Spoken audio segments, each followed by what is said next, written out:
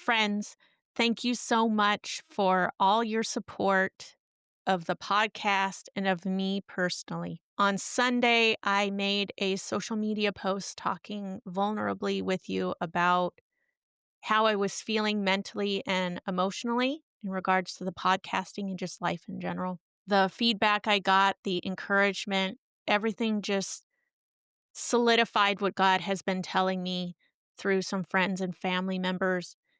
And I just appreciate you all so much. Every single time you leave a comment, every single time you tell me how the episodes impacted you, it really touches my heart. And I'm thankful and I'm grateful that I get to do this.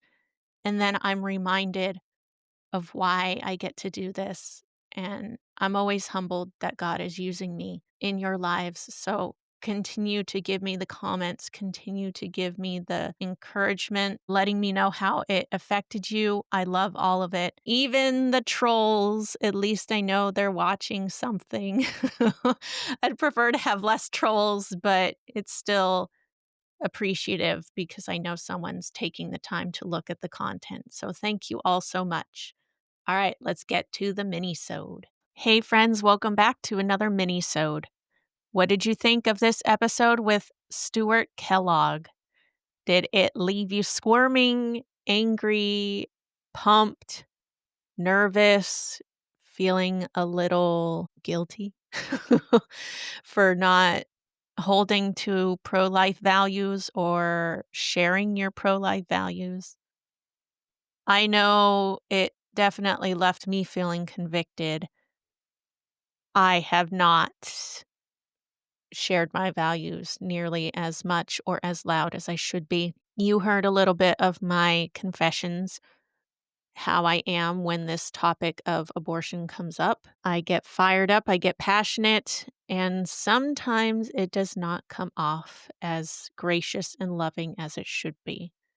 I have not discussed it lately, so perhaps talking with somebody who is for it, I might be able to have a different response than I used to. I wouldn't know. I've been too afraid to discuss the topic. I've been one of these people that I was talking about in the episode with him who just doesn't want to talk about it. They don't want to make waves. I don't like confrontation. It's why I've gone almost 40 something years of my life not really having difficult conversations with people who disagree with me. It is not a blessing, it's a curse. But seriously, if you call yourself a Christian and you believe it's okay to kill babies for whatever circumstances, you might want to check your heart.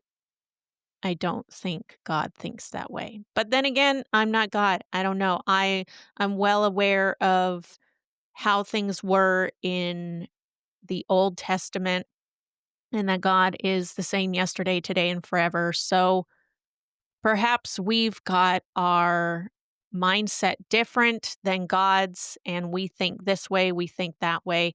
I'm not God, okay? So take what I say with a grain of salt if you want to. All I'm saying is that we should be there for the whole life of the children we are trying to save in the womb. We should be there for the woman who found herself pregnant and decided to choose life.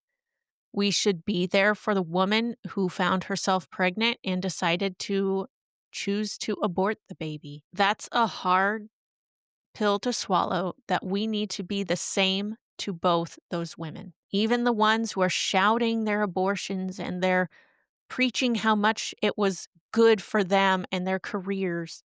We need to love them like Jesus would. He would not hate them. He would, of course, hate the sin, but he would love them. And that's how we need to be. And that's how I need to be. And I think that's why I'm afraid to talk about this subject. Maybe that's why you're afraid to talk about this subject, because you get so passionate and sometimes it can come across as not the right way to do it. I completely get that. I'm in the same boat. But we need to pray and we need to ask God to give us clarity on how to approach people with this subject should we need to. It's important that we stand firm in our values no matter what they are, but not at the expense of hating the other person who is against us. That is never okay. It will never be okay. Jesus may have flipped tables, but he had righteous anger. If we are to have anger over this subject or any hot topic button issue, we need to have righteous anger. Flip over the right tables, not whichever ones we feel like. We can't see the other side and their views as our enemies. We need to see them for who they really are, broken people who need Jesus. And we are the hands and feet of Jesus. So this week, if you get a chance to discuss this topic, do it graciously and lovingly with the other side. If you don't, then pray for those you know who aren't following Christ, who may agree with pro-choice values. Pray for them. If you have family members who believe this, pray for them. Be open to opportunities to discuss this topic in a gracious, loving way and be a good example of who Christ is and how he does things when talking about this subject or any other very hot topic issue. All right. God bless you all. Have a wonderful day. Talk to you later.